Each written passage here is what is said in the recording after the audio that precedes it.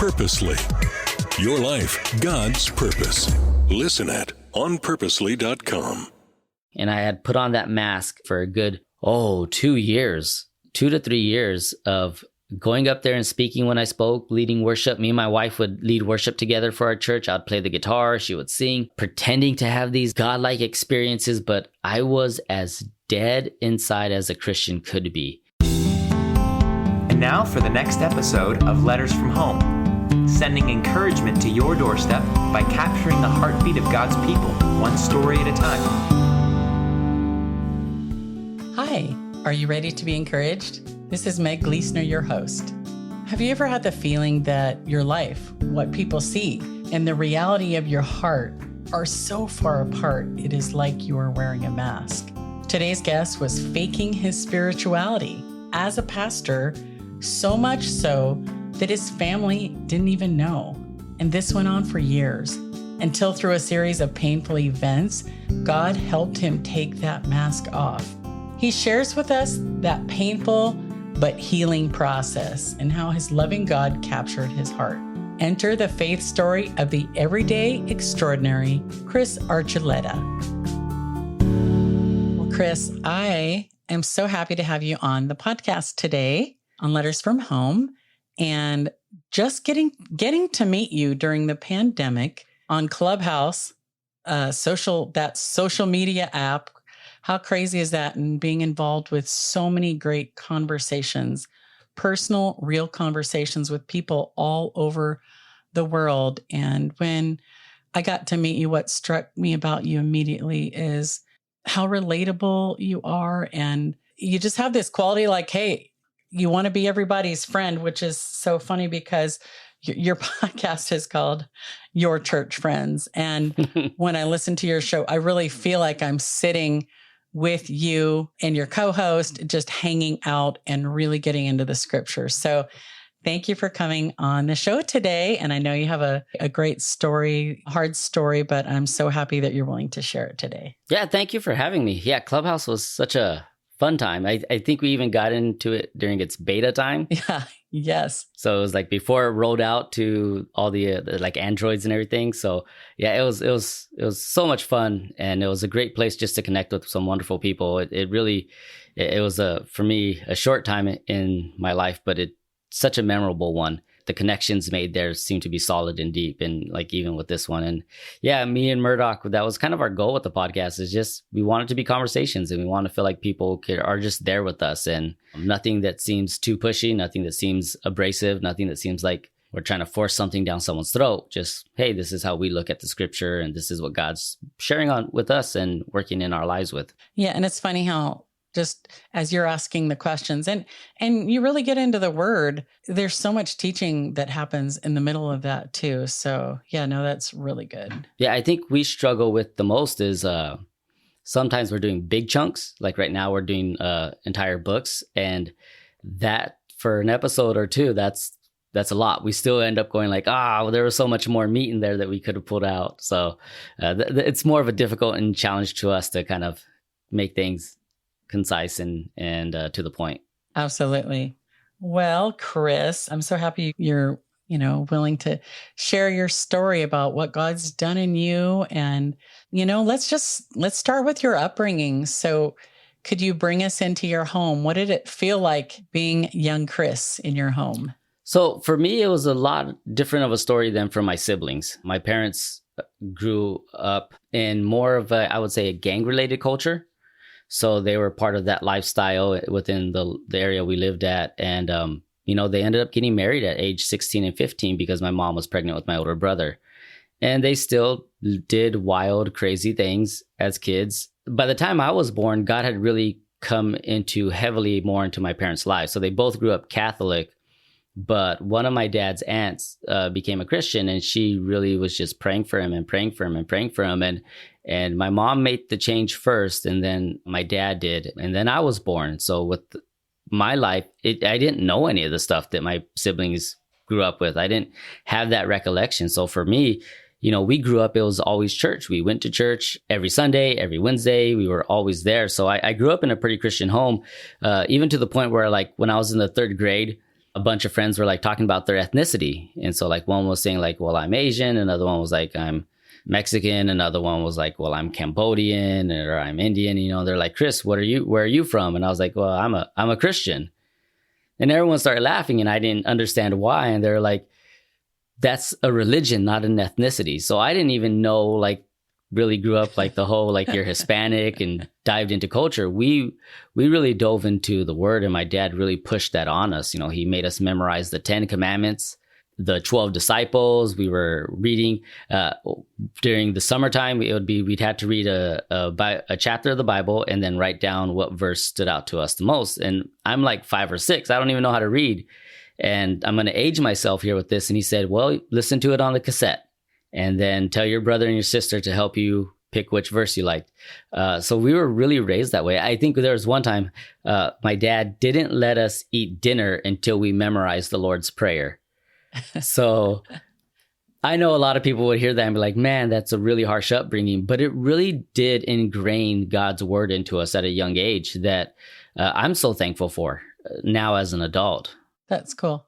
What did your preteen and teen years look like? Did you smooth sailing? Yeah, so it was, and I grew up playing sports. So my dad was my coach and we did a lot of that. Like it was just a lot of go to school, practice baseball, go home, eat dinner, do my homework. And then Wednesdays go to church, Sundays go to church. And somewhere around the beginning of my 5th grade year, there was a pretty big like family issue that happened. I'm not going to dive too much into it because it's not completely, totally my story to share.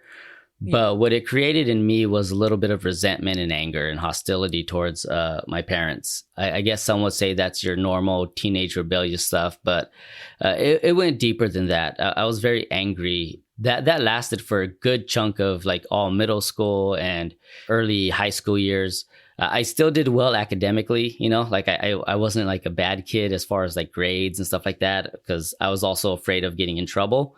But I was angry. And so I was just a mean kid. I would say things to hurt people and not like on accident. Like I would look at someone and judge them harshly and find all their flaws and just start picking on them and ridiculing them.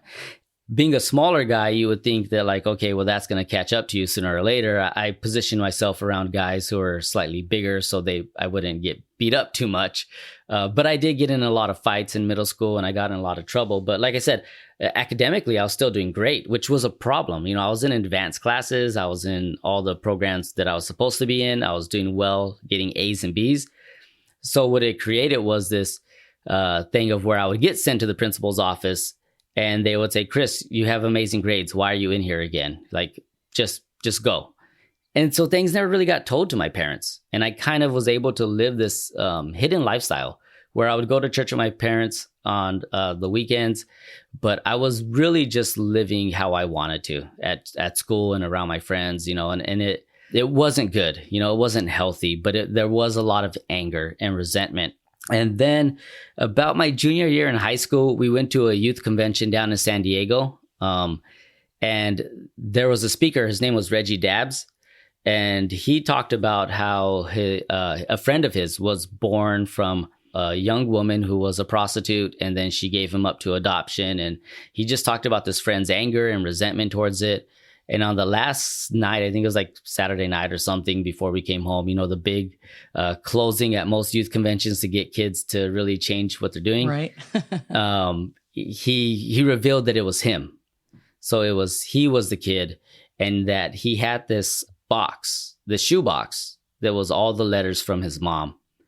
And he never opened them. He never wanted to read them. He was so angry at her. And eventually he did. He opened them up and he read them, and it changed his life. It changed his heart and it broke him. And he kind of said, if you're feeling this way, if you're feeling any anger or resentment towards anybody, put all your feelings into this, just imaginary box and come bring it to the altar.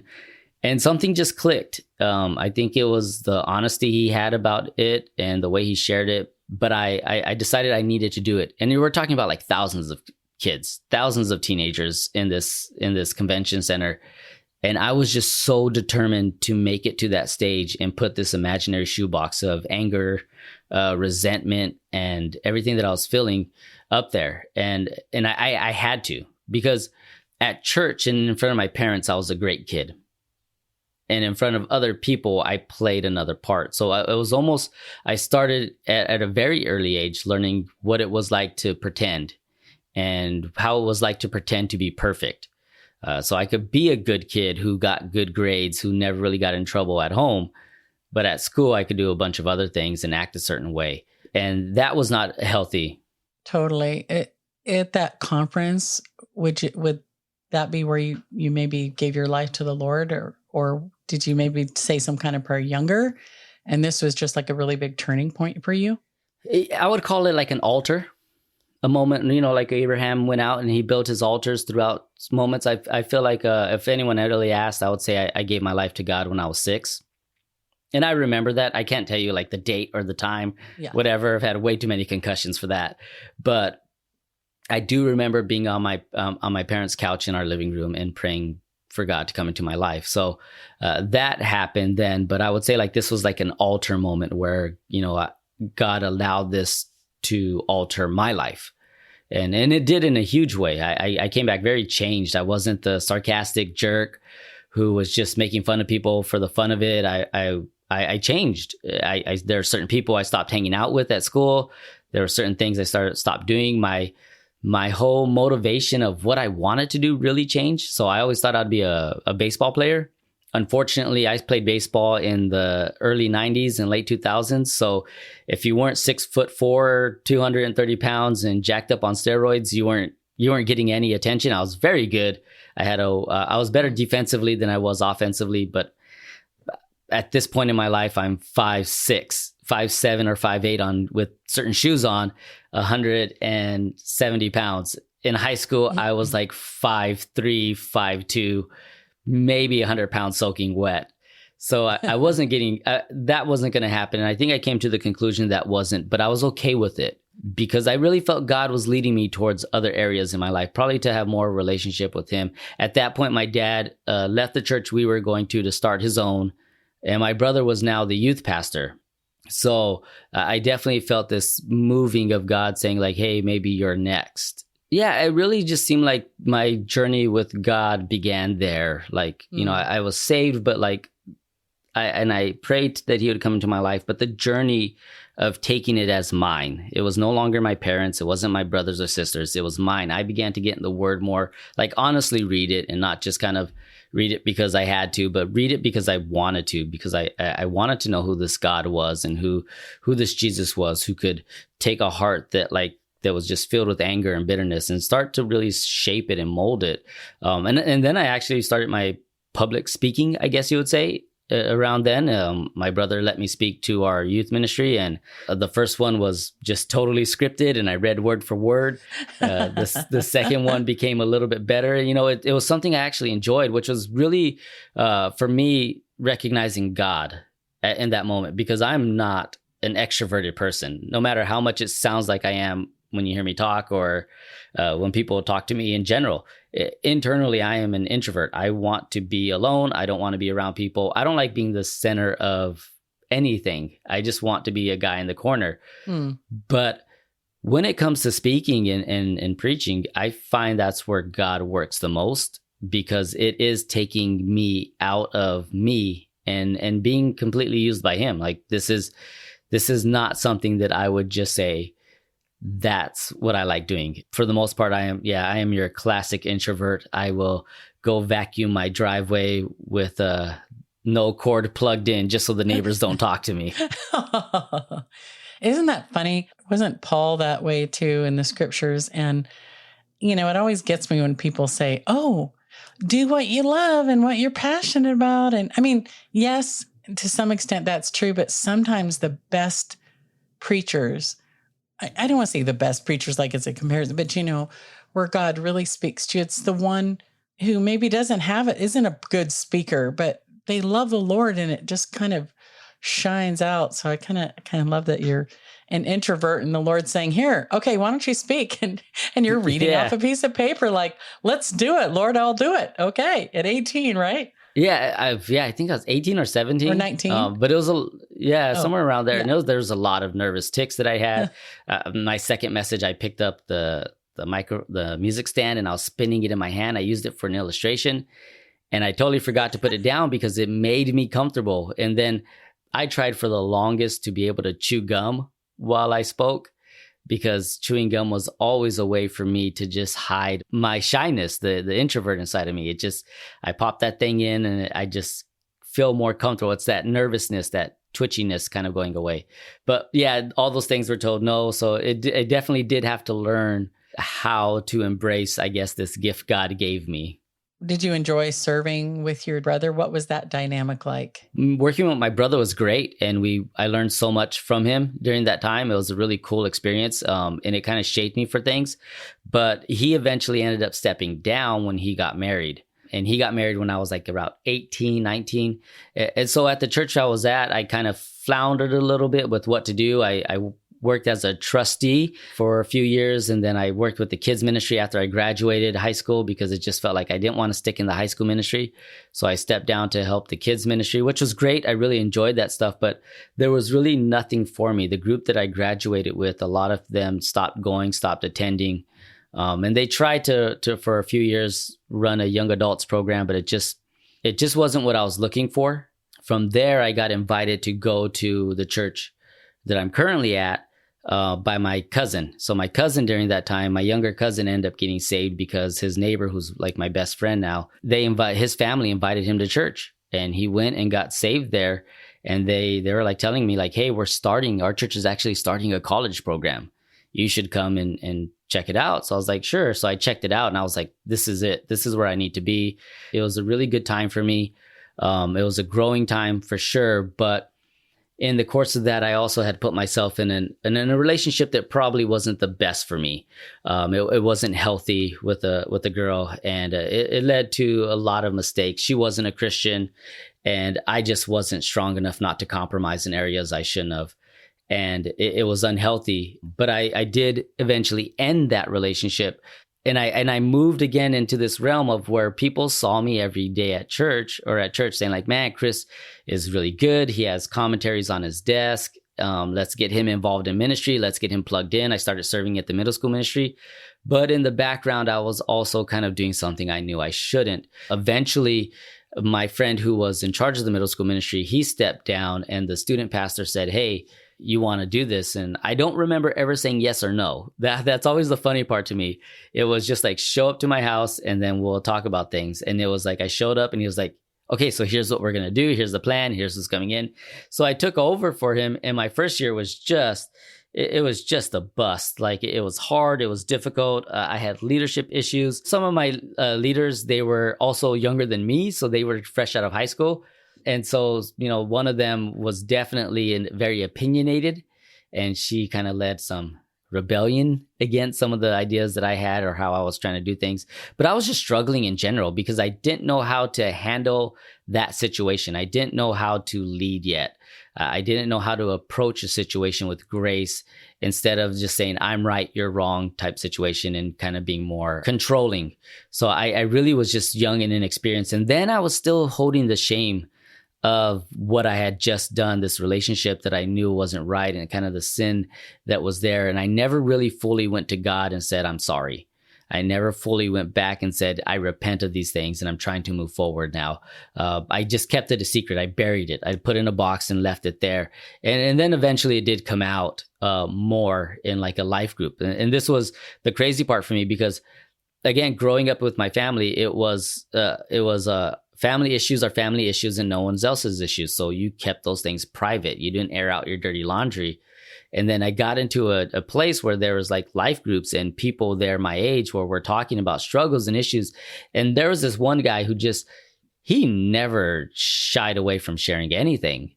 And it just was refreshing to me. So then I felt a place where I could, kind of unhinge that locked box just slightly enough to where I felt comfortable. And it was really a changing thing for me. Again, one of those altar moments where God used that to just kind of catalyst what happened my next year within the ministry. It was great. The ministry was growing. The leadership issue got resolved, and it's own grace of God way, I end up getting some other leaders who were just super cool and supportive. And this thing was rolling. And we had a year that was just phenomenal, in my opinion, of what God could do using a young fool who thought he knew everything. And it was just great. We went from like 15 kids to 70 middle schoolers, not just high school. This is just purely middle school. So I thought I was rolling in some really good ways there. That's so encouraging just to see all the growth. And, you've mentioned a couple of times just that, and I know you have kids now, you mentioned that you felt like you just couldn't share and like you had to be perfect and have a mask. I know that seems to me like one of the big themes of your life. Is that something, how do you help your kids now with that as a parent? Really, it's just the straight up honesty. I don't shy away from things. The things that I struggle with, the things that I deal with, I'm completely honest with them, especially when I start to see these little characteristic traits now play out in my kids. My daughter, more than anyone, my son is just a loving, caring little boy. I don't know how he came from my DNA. It's shocking sometimes on how much he loves people and how sweet he is. But my daughter is me. She's a sarcastic little mean jerk sometimes. And it's just hard to see these things that I know I struggle with and that I struggled with deeply. And so I'm just honest with her. I say, baby, that's something that daddy dealt with and we need to work on it. We need to let God really have control of those things. And so like with my anxiety issues, I could see it in her, and we now talk about it. And I tell her, this is how I handle things. This is how I deal with things, because I don't let them conquer me. I don't let them defeat me. I heard someone say this, it was more about fear, but I kind of tied into anything now really that we deal with in some of these areas. But he said, fear can be in the car, just can't drive it. And I really like that concept. And that's how I kind of deal with some of like the anxiety and depression issues that I've discovered that I have is, they could be there. They're just not driving the car. Right. Right. Oh, so good. Well, and just to see that you had that really beautiful season where the ministry was growing and here you are just, Lord, I'm available. And you step in ministry, you're trying to deal with that, forgiveness and secret sin. And how did the church respond, or what does your next chapter look like? So there were some changes within the church leadership. The student pastor, he got a job in Florida, so he was going down there. It was with a pretty big church, so he was going to go do that. And he put another person in charge. He took over, and he was actually like my best friend at the time. So I thought this is going to be cool, but he was a lot younger than me. And at this point, my 1 year of success had turned me into a little bit of a pride monster, thinking I'm the guy with the answers and all the things. So I had told him, there's not much you can help me with. Just let me do my thing and I'll make you look good. That's all you need to do. He didn't take too kindly to that. So I was removed from my position and asked to not share why. As I'm like growing and these kids are now attached to me and this ministry is growing, I have to say like, hey, I'm not doing this anymore. I'm still going to be part of the church. I'm going to help the adult ministry now and this and that, kind of church politics. And what was hard about that wasn't so much that my friend asked me to do this that hurt. It was more the kids. Yeah. They became to not like me. And they're like, why would you do this to me? Why would you hurt us? Why would you not do this? I thought you said you would stay here at least until I graduated and went to high school. And I got a lot of that. And that really messed with me in a bad way. I became very bitter. Again, I always struggled with this still. As much as I let go of that anger and resentment, it still was... in a sense, I cut off branches, but the root was there and it was still there digging its way into my life. And, more branches started growing. So I stayed at the church and I helped the pastor with sermon prep and some other things, but I was just kind of attending and I didn't like that. But during that time, I did start dating at the time my wife. So that was kind of a new chapter in itself. It was refreshing. We both came to a place. She had just broken up with her boyfriend. I was in this spot. So we were both in this spot of just kind of hurt, and we were able to, we came together and comforted each other, and it was nice. So as much as I could look hindsight now and say, like, if I was still in middle school ministry, would I have been able to give the same time and attention to this relationship? Probably not. So it was, as much as I want to be not happy with what happened, you could see God orchestrating and moving things through it. Yeah, and that must have been hard. And that's the church you're still at today, right? Yes, that's the church we're at now. Yeah, boy, sometimes it's so hard to stay put, and you had to stand with the pastor. Must have been quite a challenge. But it was during that season where you met your wonderful wife. How cool is that? Yeah, so we had known each other for a long time. We were actually, I wouldn't use the term friends. I don't think she liked me. Actually, I could actually say I know she did not like me as a person. Actually, the first time we met, I made her cry because I said something rude to her. Oh, and no. So it really was one of those God things of bringing us together that it made sense at that point. We just started talking and it was a cool, fun way to meet. And then, yeah, the relationship got really serious and we were dating and we were both at the church. But I had told the senior pastor specifically that if I'm just showing up on Sunday morning and I'm sitting, I can't do that. Like, you guys removed me. You said I was going to do this, but at this point, I didn't choose to. Like you said, it wasn't my choice. And, I was playing church politics. I was taking the brunt of this move because, like, yeah, my friend was a young leader. I didn't want him to have to go through it, but I was taking a brunt of the kind of resentment from the kids. So I told him if I'm just a pew sitter, I'm gone. And I found myself within like maybe 6 months of that, just sitting every Sunday and not really being used. And it just didn't sit well with me. So I decided that I would go help my brother. He had just at that time, he went to go help my dad during the same time I left the church we were both at. And then through their conference, they gave him a church in the city of Hawaiian Gardens. But he had that church there, and I decided I would go help him. And so I left my fiance to help build this small church that was meeting at 2:00 on Sundays. And we did that for a lot of years, but we had bounced around. We were moving from location to location. We went to like a church in Downey and rented, and we were just moving around a lot. But I became like his associate and lead pastor, and we really weren't getting a lot of support from our conference we were a part of, but we just kind of kept going, and God was doing really cool things.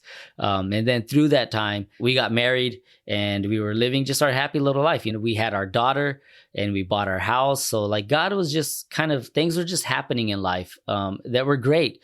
And it was just really cool. And then I went to working part-time and doing ministry part-time, and everything was just rolling. Our church wasn't booming, but it had growth. It had spiritual growth, and there was real things happening there. And it was just an exciting time in our life, but that's also where the real issues for me started to kick in. These hidden things of perfectionism and being able to put on a mask.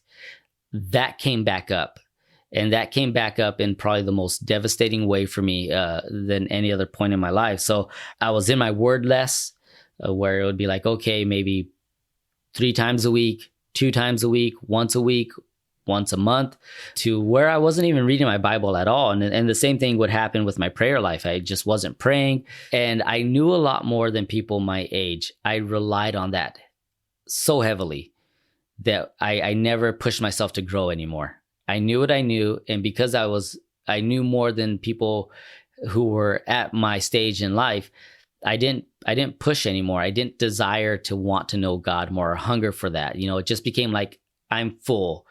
And it led to me just kind of really being a phony and a fake. I would go up there and preach, get into your word. You need to pray. You need to have this. You need to have that relationship with God. But I wasn't doing any of it. And I was just doing it. And I would probably say for a good, 2 to 3 years of going up there and speaking when I spoke, leading worship. Me and my wife would lead worship together for our church. I'd play the guitar. She would sing, pretending to have these like godlike experiences. But I was as dead inside as a Christian could be.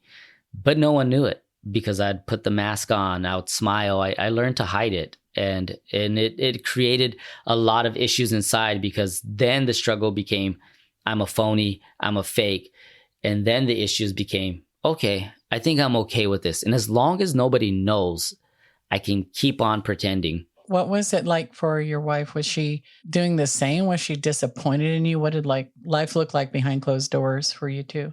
It was crazy because she didn't even know. Like, that's how good I was at it. Wow. Like, that's how good I was at pretending. You know, I would move the pages in my Bible. We would talk about things. And again, because I'm just resting on knowledge, I was able to just pretend myself away. My prayers in public, you couldn't tell that I was not praying at all. So when we would pray at churches or leadership meetings or just in general, you couldn't tell. I just had gotten that good at faking it. And I had gotten really good at burying the feeling of being a phony. I was just like, hey, this is what I'm doing and I could do it. And I'm getting away with it.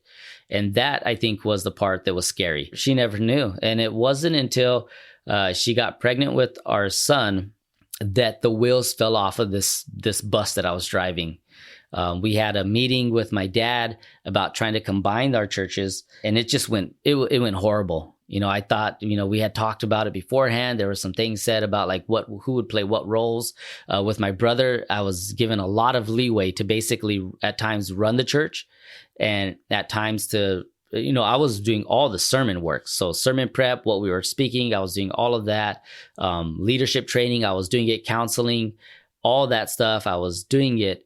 And he had given me a lot of leeway. So going into it where now my dad's the senior pastor, then it's going to be my brother, then it's going to be me.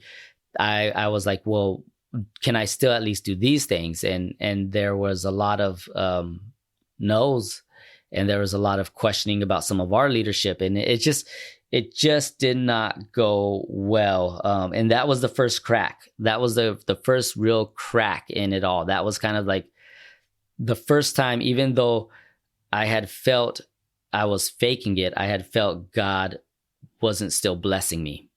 We had a pastor on our show, Chris Brown from North Coast in Vista, during our villain series, and we were talking about Samson. And he was talking about Samson as being this ideal idiot. That's what he always calls him. And it's great. He said there's no redeemable characteristics in Samson. You know, the children's stories that we teach kids are just totally, they're not accurate to what Samson was. But there's this portion in it where it says, and the spirit left Samson and he didn't even know it. And I was there. The spirit had left and I didn't even know it. And then kind of that hand of God just said, like, this is where I've got to stop you. And that was the beginning. That really, it started a lot for me. I started spiraling down of like, well, why my own family, my own dad wouldn't want to do, you know, work together so we could start this cool thing together as a church. And then my relationship with my brother was just getting strained. He was senior pastor, but, you know, it kind of seemed like people viewed me more as that role. So there was just a lot of tension. It got pretty messy, huh? Yeah, it got strained. And above all of that, I never wanted to lose that relationship. My brother is and always will be my best friend and the guy I look up to the most. So I didn't want to lose that. But then I had started having issues with friends, like just our friends within the church. You know, there was personal issues going on, and then leadership issues where we were having dissension between our leaders, and these are brothers going at it. And then my marriage, like all the faking and the phoniness, just I couldn't do it, and I snapped. I couldn't carry the weight that I was carrying. I couldn't do the things that I was doing. I couldn't fake it anymore. And I felt I was letting everyone down because there was a time where I was carrying everything. And that was probably my biggest mistake in ministry at that time, is that I thought I was the guy shouldering everything. I never leaned into God. I never went into his strengths. I never went into his grace and love to power me through it. I never said, God, this is your ministry. It was mine. I personalized it so much that I never gave it to God. So when it started crumbling, it was me. I fell apart. It was my mistake. And then I got angry at God. I became your classic prodigal son, older brother. I've been slaving away for you for years. I've been doing all this stuff. But this guy who's out doing this and this, now you're bringing him back in. But what about me? And I became very angry at God. It was a scary thing because I felt abandoned and I felt that he had left me. And that was a problem. That the biggest problem I have is that I wasn't serving him out of love. I was serving him out of what he could give me. And that was the issue I faced the most. And so our church is kind of diminishing. We did eventually combine with my dad, but it was under totally different things just because we needed a place to be at. We couldn't do the church. We were actually having church in my backyard for many years.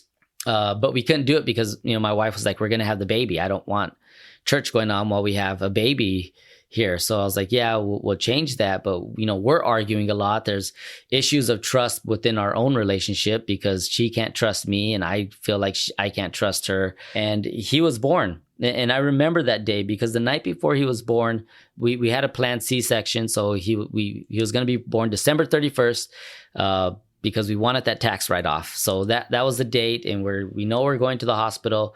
And we had a nasty argument. It was bad. And I just remember during that time just telling her, I don't want to do this right now. Just have the kid, go through the months of the hormones and all that stuff, and then let's address our issues. But she was also in a place where she didn't feel that was appropriate. She wanted to confront things now. So it was one person wanting to confront the issue and the other person just wanting to ignore it. But then the day he was born, it wasn't joyful like the day my daughter was born. I tell the story of my daughter being born with such love and just happiness. I remember seeing her blue little eyes and just like my heart was overwhelmed. Like my world felt right. And the day my son was born, I was angry and resentful at him. I felt if she wasn't pregnant, I would have left the marriage. I would have taken our daughter and we would have been separated. And I felt that he was holding me back from doing what I wanted to do. But because of him, we stuck it out and we argued. It was weird. My wife with our daughter was able to nurse him and take care of him. But this time the drugs they had given her, they just affected her a little differently. So she was way more loopy and he had to stay with me. So I changed him and took care of him. And the moment I held him, all the year of anger and resentment, I felt something that I hadn't felt before. And it was just this soft change. But that didn't stop me. It was like I knew I shouldn't, but that didn't stop me from keep going a little bit further down the road I was headed. But I knew, I felt that first time. And honestly, I would say probably one of the first times in my life, I felt that tug from God. And I felt him doing something. And I tell my daughter, like, she's my world. Because when she was born, that's what I said, that my world is complete. And I tell my son, he's my heart. Oh. Because he gave me almost in a sense a new one, a new purpose. But like I said, I knew what I should do and I just kind of still headed down this road. We were still having issues with our marriage. And then I started having health issues. Like I started having health issues where I was passing out, like just randomly in the grocery store, at home. And I say today, they never figured out. I was wearing a heart monitor. I had to go through the CAT scan. I did a bunch of stuff. They said everything was perfectly fine. I honestly thought at that point I was sick because like you just don't randomly pass out without there being a real issue.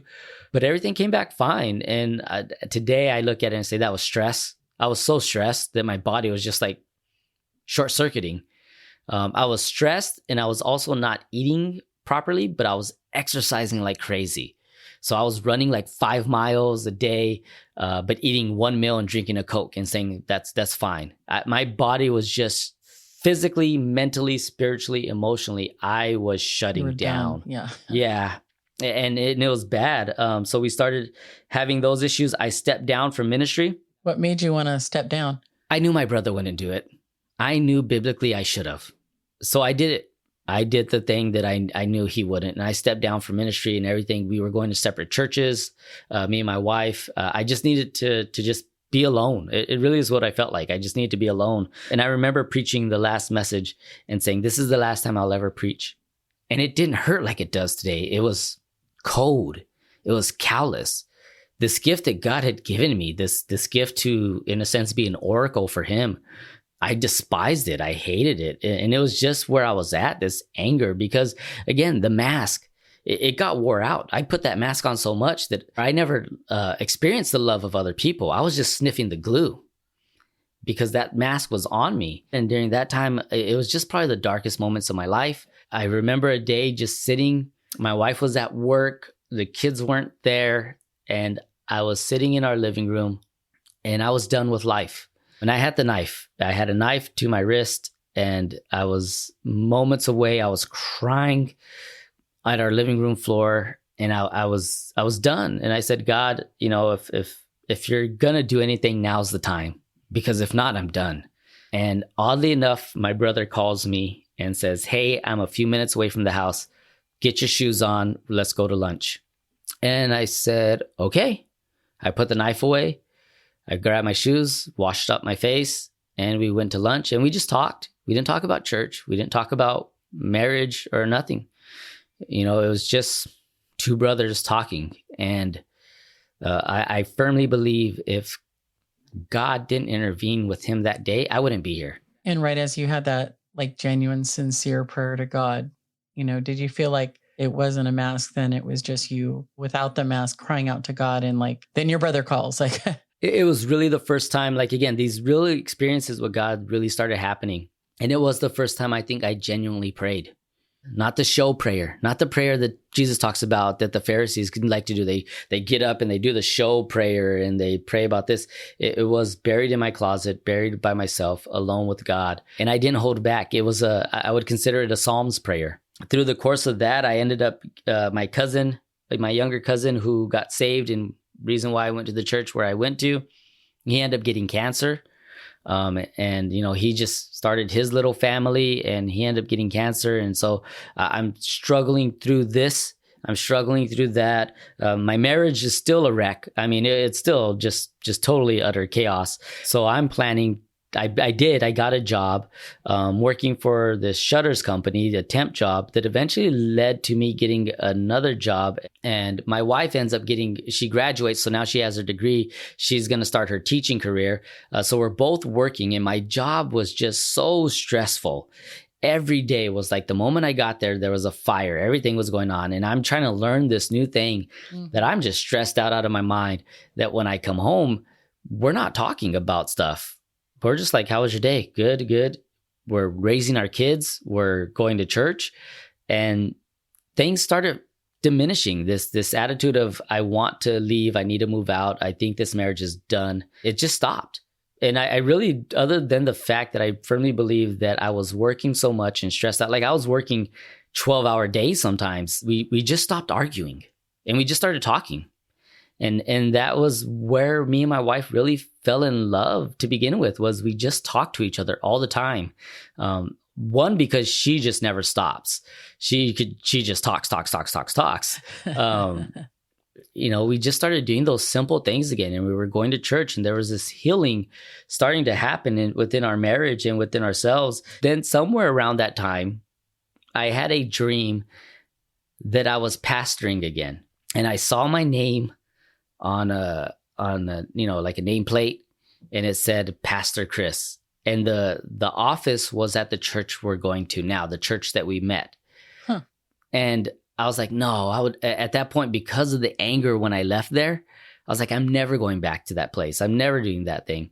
They've had during that time some pastoral changes themselves. So the senior pastor who was there at the time I was there, he stepped down, and they brought in the associate pastor who was pastoring at another church, who was the associate pastor when I was there. They brought him back, and he's a good dude. He was always good to me when I was there. So, it was just weird to see this, but I used it as a sign of hope.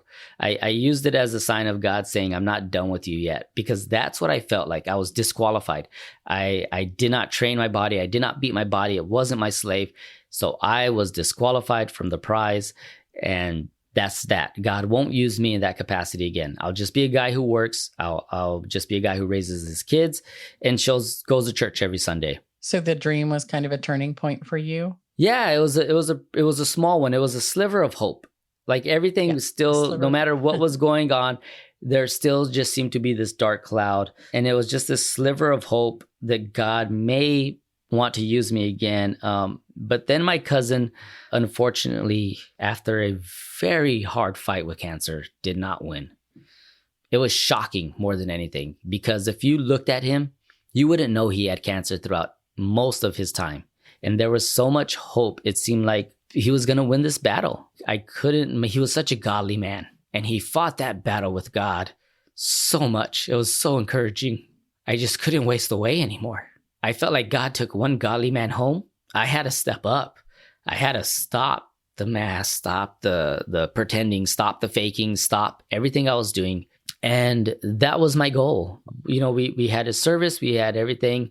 It was funny because during that time, when he got cancer, I told him, I was like, hey, remember how like Jesus said, we're getting to the other side. And then there was the storm and the disciples were afraid, but he was like, we're getting to the other side. I said, Paul, we're going to get to the other side, man.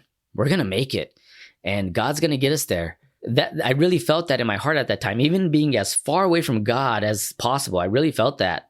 But I've learned over the years that wasn't a word for him, because God had his plan with him. That was a word for me, that God was going to get me through the storm. And that's really where this journey starts altering. This angry, prideful, bitter person who's still holding resentment towards God, towards people in his life. It started changing. I was working. I was very successful at what I did, was making a lot of money while doing it. Our life was just very comfortable because my wife's teaching. And our marriage is working. It's getting better. And our kids, like our relationship with them is getting better. And I'm driving and I see the pastor of the church we're going to walking down the road, down the street, down Rosecrans Boulevard. And God says, pull over and talk to him. And I said, nope. And I kept going. And it's eating at me now. I'm sitting at work and it's eating at me. And I'm like, oh, I should have pulled over. And I was like, no, it's better that I didn't. And I said, all right, look, God, I'll make you a deal. All right. I'm obviously something's happening here. You're more present than you have been. If I see him again, I'll pull over and talk to him. And I don't know what you want me to say. I don't know what we want to talk about, but I'll do it. So 2 weeks go by, nothing. I don't see him, nothing. I drive. And then 2 weeks later, I see him on the side of the road walking again. And God's like, you better pull over now. Funny is that? Yeah. And I'd been working at this company at this point now for 2 years, driving the same way. I had never seen this man walk down that way, driving to work other than those 2 days. As God's hitting me, I said, nah. And I kept going again. And then very audibly, I heard, you better pull that car around. And I did. Then I submitted and I pulled around and I said, hey, Ken, I don't know. I've heard this is going on at the church. I would like to maybe get involved a little bit more. But honestly, I don't know. I just felt like God said, pull over to talk to you. And through conversation later, it was divine. He had something in his heart that was going on. And it's funny. He told me this. He said, the day I pulled over, he was like, we talked and he was like, yeah, whatever. Kind of like brushed me off. And he was walking down the street. He was like, not Chris Archuleta. And then God told him, yes, Chris Archuleta, you don't know what I'm doing in him. And so we met up and we just talked and I talked to him and this is where I just was like, blah. Here's everything. Here's the story. Here's where I'm at. Here's where I failed. Took the mask off and here it is. Here's where I'm at. It finally fell off. It came off completely with him. And he told me, and it was the 4 words that changed my life really at that moment were, I've been there too. And when I heard that, it was so refreshing. The struggles of ministry, the interpersonal struggles, the lack of phoning it in, or the case of phoning it in. And just to hear someone who's been doing it for so long and as long as he has to say that, it just was refreshing. I felt relieved. I felt like I'm not alone. And so we started fresh and my wife joined the worship team and she started singing. I got involved with life groups and began to lead one. And through this, my pastor's mentoring me through all the confusion and the issues that I'm dealing with everything. And then we started making new friendships there through our life groups, which was great. And then some of our old friendships got better. And that's then my pastor connected me with my co-host, Murdoch, who was now he had just taken over the young adults pastor position. And he said, hey, I need you guys to just connect together. And our journeys were very similar, where he went through a fall and a fall and some hurt and pain and marriage issues and now what God was restoring those things, that it was like, okay, I'm now connecting with someone who's been where I've been and struggled where I struggled. And it was great. The journey was just getting better. My marriage was getting better. I was honest. And in my life group, I was more honest than I had ever been. I wasn't hiding anymore. I had found out during that time that I suffered from high functioning depression, which is basically, I could go every day and be outside. I just don't seem normal. I'm shut down until I kind of almost snap out of it. It's almost like a haze. Understanding that helped so much with our marriage, because my wife was like, why are you always moody? we had a reason why I would suffer through some of the things I suffered with, why I would shut down when I shut down. High functioning depression. Yeah, that's how cool to realize that. It's what a blessing to be able to put words with what you were feeling. Exactly. And it was so hard to live with that, not knowing what it was. The Bible, what does it say? Confess your sins and then you'll find freedom. I'm paraphrasing that verse probably horribly, but there's freedom in confessing our sins because the sin no longer has power over us when we do that. And that's Absolutely. What I really learned. And that's where I started to change. And then in May of 2019, I get taken to a conference. And there's 2 pastors who speak at that conference. One of them is a Canadian pastor named Mark Clark, and he just preaches the word like I always wanted to. There's no holding back. There's no pulling punches. He's up there saying dumb, idiot, and stupid, and it's great. But it works a little bit more for him because he has Tourette's. I don't have that, but I was like, yes, I want to say all these things. And it was just inspiring. And then it was the pastor who was recently on our podcast, Chris Brown, was speaking, and people were talking. They were telling me about him before I even heard him speak. He was like, this guy's a storyteller and he's great. Like, if I were to ever give anyone an example of how to be great at presenting God's word, it would be listen to him. He does it with compassion. He does it with love. You could feel the influx of his voice and his emotions. And he's giving this message on Peter being a fisherman and the call to be fisher of men. And he's like, a lot of people get that confused about like, that's us being evangelists and being fishers of men. And he was like, no, that was a direct call to Peter. God was saying, can you just do the things I called you to do? And I was, oddly enough, sitting like, it was a small little room because it was a breakout session. I was sitting like directly eyesight of him from where the stage he was standing at, in the middle of the room, at the back of the room. And it's like he made eye contact with me and said, can you just be a good dad? Can you just be a good husband? And I was like, that's it. I know what I need to do now. That's where I want to say a big chunk of Chris died and God started moving. And really just the obliteration of the perfectionism, the mask, the growing up in church, being raised in the church philosophy of you got to make sure everything looks good. And I went away with 5 things, and I had a journey ride with the pastor. And on the way back, I said, Ken, I've been to so many conferences where I felt inspired. This one, I felt like I got my teeth kicked in. I feel convicted and I feel challenged. And these are the things I need to do. I need to learn to love God right. I need to learn to love my marriage right. And my wife. I need to learn to love my family again. I need to learn to love my calling, and I need to learn to love the church. That's where it changed. I started reading my Bible again, and God's words, they never spoke to me like this. They were just full of life. They were full of things. I was seeing his word in a different way. They began to really hit at my heart. And it was the first time in my life that I was reading my Bible, not on reading it on what I could teach other people, on what God is just saying to me. And that was a huge change. Through that, this whole thing, a few weeks later, I'm talking to my wife and I said, I've got to quit my job because I don't like it.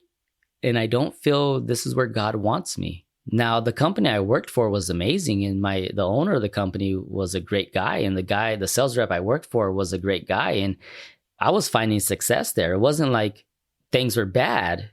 I was just unhappy because I really realized that's not where God wanted me. So the job was tremendous. I told my boss, the owner of the company, when I told him I'm gonna step away from the company, that it saved my life.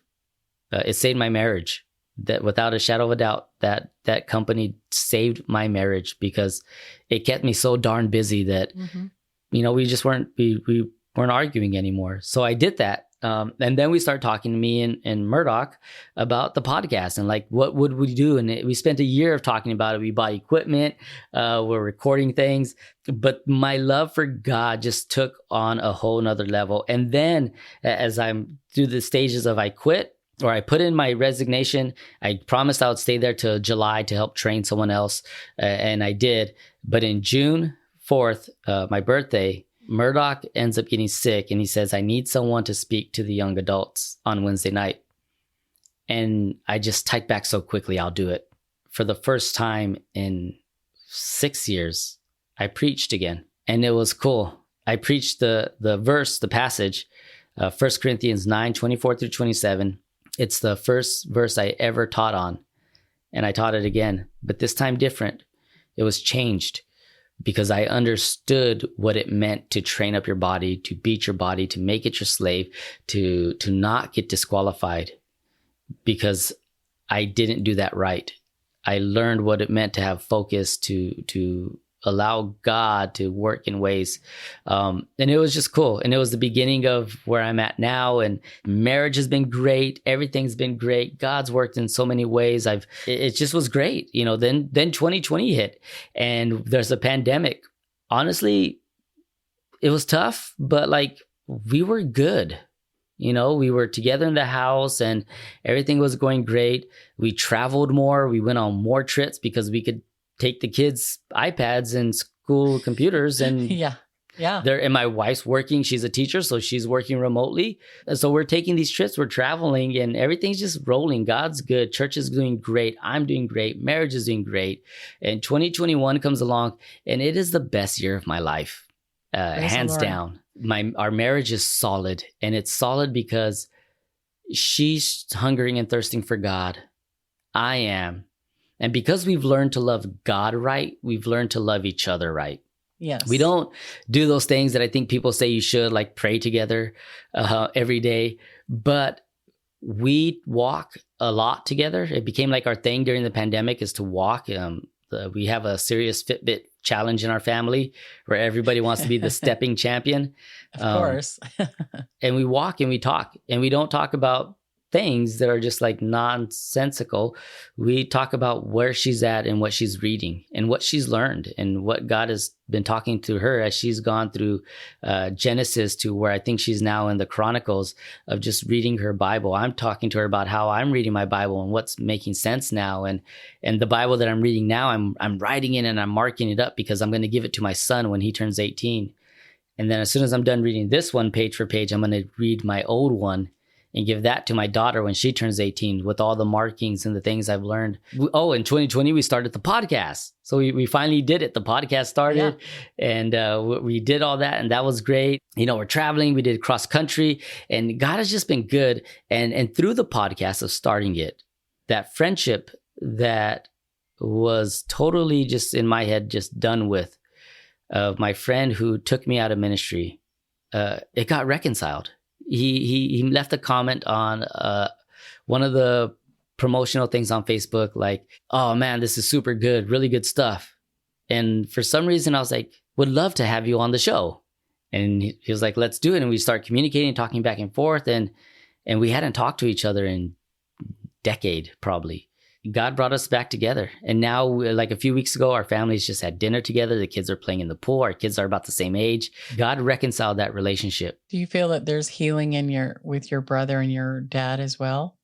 Oh, yeah. Yeah. Our relationships, especially with my dad, is so much better than it's ever been. And with my brother, things are great, but it had to come from, I learned to love God right. And when you learn to love God right, you learn to love other people right. You can't, that's part of the equation. If you skip loving God, you're not going to love people and you're not going to learn to accept love properly. And it's just been a wonderful time. It's been a wonderful season of just growth, reconciliation, growing more in God's word. And my wife asked me the other day, if the only reason you have this podcast was, and it never does anything other those numbers that people like to have, if it's just what it is, you and Doug got to reconcile your friendship, is it worth it? I said 100%. If that's all that comes out of this, yes. Because that was a big part of my life that I needed to close. That was a big part of my life and he did too. We both needed healing on that. And it's just been phenomenal. Obviously, it's not all ups. We had some downs. I got COVID pretty bad that there was definitely a point where I didn't know if I was going to make it through it. But God's grace came through. And then, we were driving through a storm on our cross-country road trip in Texas that I thought we were going to be those dumb people from California who thought we could drive through a Texas storm in our Prius, and a tornado took us, and that was it, But we made it, and it was a scary moment, but it was a cool one. My daughter, who deals with anxiety, was so afraid. And I said, baby, God's gonna help us. God's leading the way. And she got to take head knowledge and put it into an experience. This journey of my life, being born in church, raised in this idea of, at least this self-imposed idea of that you've got to be perfect. You've got to be the perfect Christian. It's all vanished and vanquished. And I live free in the ability to say, here's where I struggle. Here's where I'm still weak. Amen. And here's where I can be me. And that's been the beauty of the last probably 4 years of my life is I'm me. I still mess up. I still have areas where, I wish I could just get that root out and God deal with it. And he is, we're working on things that I still have issues in. Yes. Would you say, is there a verse that kind of sums up, your story, or that just means a lot to you, in light of the work the Lord's done in your life? The first one, and it'll always be my favorite verse, is the 1 Corinthians 9:24-27. I beat my body, I make it my slave, because that had significant value in my life. But as of late, it is Luke 9:23, and it's those 3 simple commands that Jesus says, if anyone would come after me, he must deny himself, take up his cross, and follow me. And that's been my motto. I know nothing else in life other than I got to deny myself. I've got to deny what my flesh wants, the pleasures, the desires that it wants to go after, even the dreams that I want, good dreams of like people hearing our podcast. Like I would love for it to be Joe Rogan status, but giving that up, denying it, putting that on God's hands and giving it to him and saying it's yours, just like Abraham did with Isaac. Being willing to sacrifice it is a big part of it.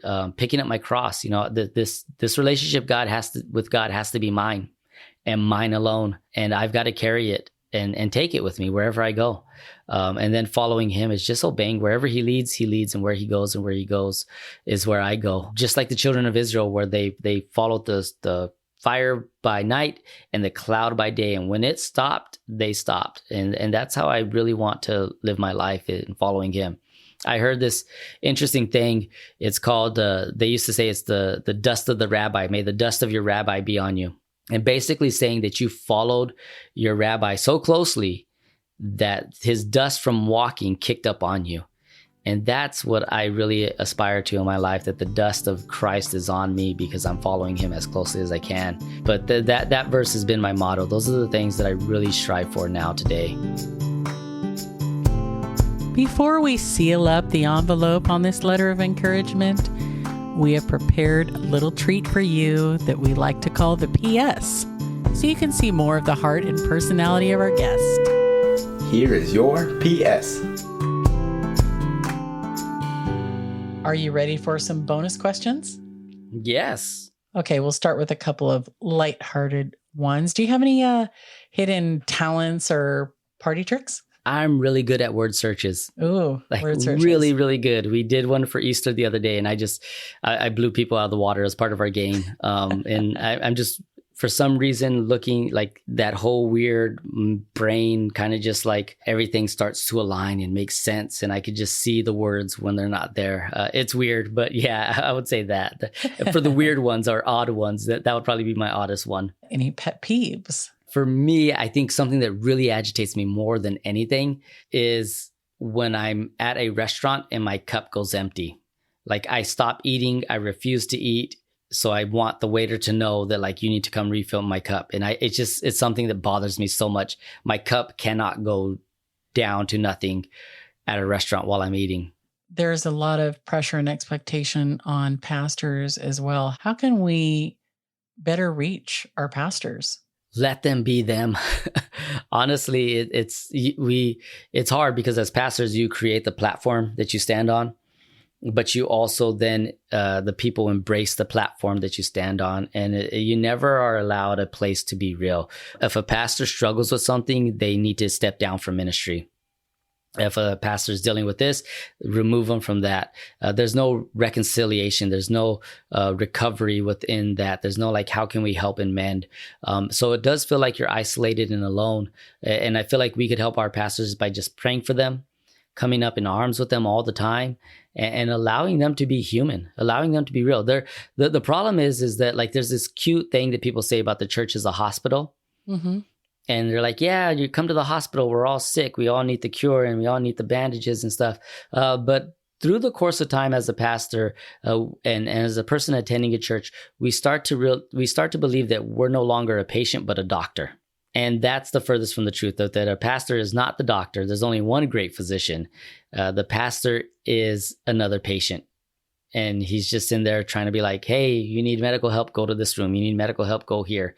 But he's a patient within the facility as well. And I think if we could just view them that way, that's going to help them a lot. That's going to remove the weight and the pressure that they carry.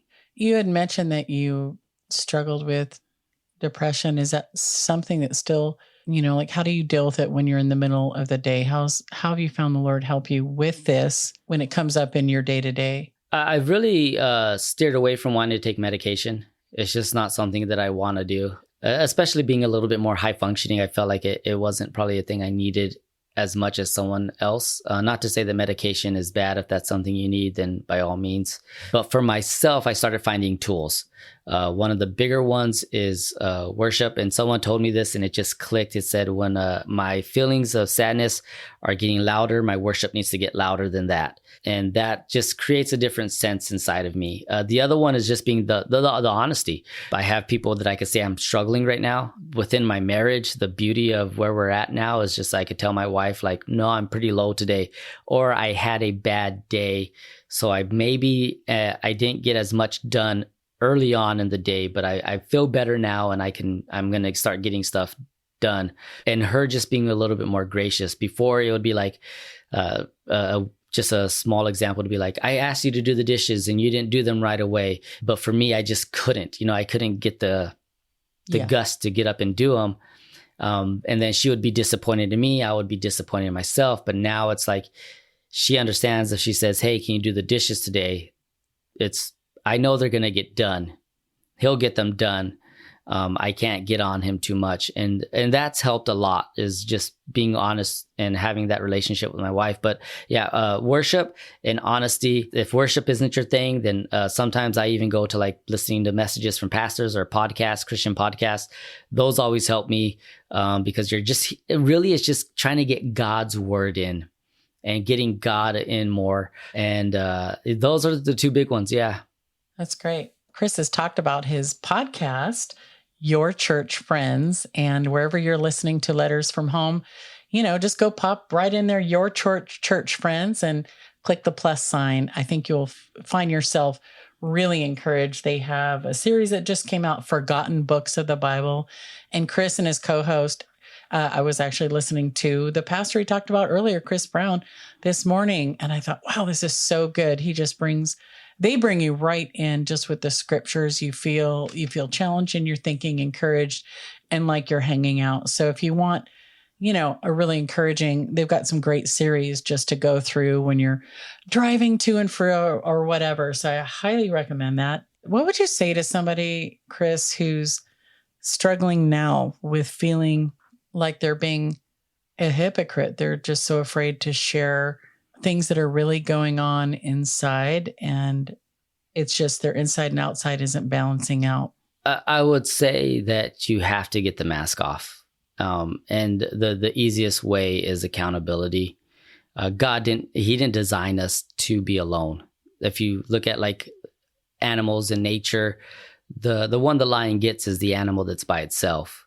And the enemy comes after us when we're alone.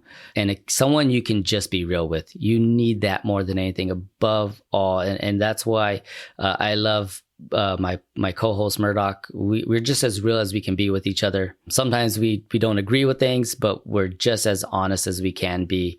And that's really a necessity. If it's not your spouse, because you're not married, then find a friend who you can just be upfront with. I feel like the biggest struggle with church today is the lack of authenticity. Mm-hmm. Hypocrisy at its root is a lie. Authenticity is the truth. And if we were just more truthful at church, if we just kind of removed the facades of God is good and all the time God is good, which isn't a lie, but is something that life sucks. Life hurts. I'm struggling with this. That would be the cure, is to find someone to be honest with and to be honest with God. I feel like a lot of times people don't feel like they could be as honest with him, that they could pray raw prayers. And to that I say, read all the Psalms, because you see a man who's as raw as he can get, and who went through who went through a journey of life. And I really believe that if you just pray what's on your heart, God isn't going to get mad. He's not going to be surprised. He's going to embrace it and love it. And you'll see a change in your own life. I trust Chris's story encourages you as much as it encourages me. Our faith journey can be full of so many bumps. One thing I love about Chris's story is that our God is so faithful. He loves us so much. He's not going to let us be okay with having our inside world be so completely different from what we're putting out there. I love Chris's encouragement of how important vulnerability and accountability is. And I'm praying for us today that we don't suffer in silence, but to reach out for help, to find a friend, to find somebody at church that we can just be vulnerable with and have a real time of prayer. Sincere, beautiful faith is so much better. The Lord says in John 6:35, I am the bread of life. Whoever comes to me shall not hunger, and whoever believes in me shall never thirst. I know today I need Jesus, and I'm so grateful that we have each other to grow in our love for the Lord along the way. As a podcast listener, do you sometimes struggle with where should I listen? Which app on my phone was I at, or where was I? Struggle no more. Letters from Home Podcast has our own app in the Google Play and Apple App Store. And guess what? It's free. Just search Letters from Home Podcast in the search bar in your phone's app store and click download. How about that? Then all of our everyday extraordinary faith stories will be right there in one easy place on your phone, so you don't have to go searching anymore. You can just tap the rainbow icon and encouragement is on the way. Links from our guests will be in the show notes.